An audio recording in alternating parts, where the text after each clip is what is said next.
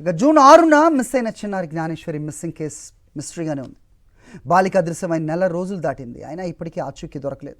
పోలీసులు, ఉన్నతాధికారులు, కాకినాడ జిల్లా సిహెచ్ అగ్రహారం చిట్టడివిని జల్లెడ పడుతూనే ఉన్నారు. బాలిక రాక కోసం ఎదురు చూస్తూ బాధిత తల్లిదండ్రులు కన్నీరు మున్నీరుగా విలపిస్తూనే ఉన్నారు. చిన్నారి జ్ఞానేశ్వరిని స్మగ్లింగ్ ముఠా కిడ్నాప్ చేసి ఒడిషాకు తరలించి ఉండవచ్చని బాధిత తండ్రి గణేష్ అనుమానం వ్యక్తం చేస్తున్నాడు. చింతపల్లి, కేడిపేట, లమ్మసింగి, అరకు ప్రాంతాల్లో బాలిక ఫోటోలతో ఉన్న పోస్టర్స్ అంటిస్తున్నాడు.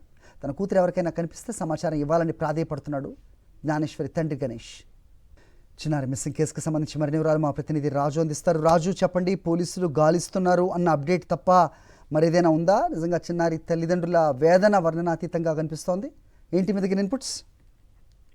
అది ఏదైతే చిన్నారి గత నెల 6వ తేదీన మిస్ అయిందో ఆ మిస్సింగ్ కేసు మిస్టరీ అయితే ఇంతవరకు వేయలేని పరిస్థితి అయితే ఉంది. పోలీసులు ఎన్ని కోణాల్లో దర్యాప్తు చేసినా సరే ఒక చిన్న ఆచూకీ కూడా ఇంతవరకు వారికి దొరకని పరిస్థితి అయితే ఉంది. మరోవైపు చిన్నారికి మిస్ అయ్యి 28 రోజులు గడవడంతో ఆ తల్లిదండ్రులు అయితే కన్నీరు మున్నీరుగా వెలిపిస్తున్న పరిస్థితి అయితే ఉంది. ఖచ్చితంగా ఎవరో జ్ఞానేశ్వరిని అపహరించారు, జ్ఞానేశ్వరి ఇంటి అనుకున్నటువంటి ఏదైతే చిట్టడిలో ఉన్నటువంటి జీడిమారు తోట దగ్గర ఆ పిక్కలు సేకరించడానికి వచ్చినటువంటి గిరిజనులు ఎవరైనా ఆ పాపను అపహరించారని వారు బలంగా విశ్వసిస్తున్న పరిస్థితి ఉంది. ఈ కొనలోనే జ్ఞానేశ్వరి ఆర్టికి చెప్తే ₹1,00,000 బహుమతిస్తున్న ఒక పోలీసు కరపత్రాన్ని కూడా స్వయంగా తండ్రి ఎవరైతే ఉన్నారో గణేష్ స్వయంగా వెళ్లి ఆ నర్సీపట్నంతో పాటుగా అల్లూరు సీతారామరాజు జిల్లా ఏజెన్సీ ప్రాంతాల్లోని ఆ పోస్ట్ ను అతికించడం జరిగింది.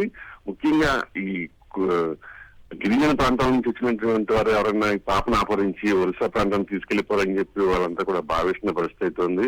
పోలీసులు అన్ని కోణాల్లో కూడా దర్యాప్తు చేసినప్పుడు కూడా ఎక్కడ కూడా ఎలాంటి చిన్న ఆచూకీ దొరకని పరిస్థితి అయితే ఉంది. తొలుత అడవి జంతువులు దాడి చేసిన కోణంలో కూడా పూర్తిగా ఆ చిట్టడు ప్రాంతాన్ని గాలించినప్పుడు కూడా ఎక్కడ అటువంటి జాడైతే కనిపించలేదు. దీంతోనే పాపను ఎవరైనా అపహరించారనే కోణంలో పోలీసులు దర్యాప్తు చేస్తున్నప్పుడు సాంకేతిక పరంగా అక్కడ దర్యాప్తు చేసినా, అంటే సెల్ ఫోన్ టవర్ సంబంధించి పవర్ డౌన్ ఉపయోగించినా సరే ఎలాంటి ఆచూకీ కూడా పోలీసులు దొరకలేదు. మరోవైపు కొద్దిసేపటి కింద బీజే సంఘానికి సంబంధించిన నాయకులు ఆ కుటుంబాన్ని పరామర్శించారు.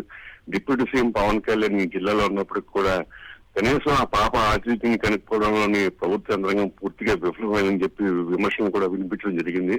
ఓవరాల్ గా చూసినప్పటికీ చిన్నారి జ్ఞానేశ్వరి అదృశ్యం 28 కలిసినప్పుడు కూడా ఎలాంటి క్లూ కానీ దర్యాప్తులో ముందుకు వెళ్ళే విషయంలో కానీ పోలీసులు చేతులు తీసిన పరిస్థితి కనిపిస్తుంది.